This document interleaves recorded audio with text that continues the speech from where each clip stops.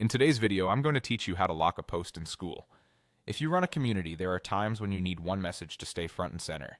Maybe it's an announcement, group rules, an event link, or a resource you don't want anyone to miss. In Skool, the easiest way to make that happen is by pinning the post to the feed. Think of pinning as locking its position so it remains visible at the top, no matter how many new posts are added underneath. Before we begin, a quick note on permissions. The pin to feed option typically appears for group owners, admins, and moderators.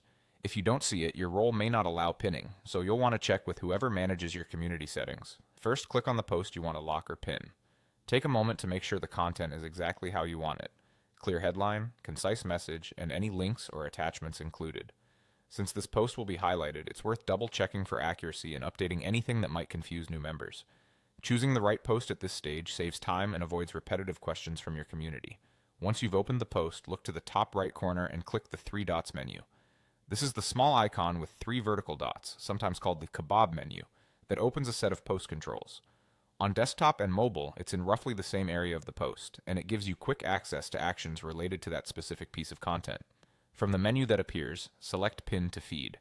As soon as you do, Skool will elevate this post to a prominent position on the feed so it's easy for everyone to find. You'll usually see a small visual indicator, like a pin icon, confirming that it's been pinned. Members visiting your community will now see this post near the top, helping them get essential information right away. That's all it takes. Open the post, use the three dots menu, and choose Pin to Feed. It's a simple action with a big impact on clarity and organization. A couple of best practices can make pinning even more effective.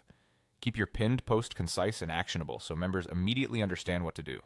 If you maintain multiple pinned posts, prioritize the most important one so it doesn't get lost among others. And remember to review your pinned content periodically to ensure it's still current and useful. You now know how to lock a post in Skool by pinning it to the feed, keeping your community aligned and informed with just a few clicks.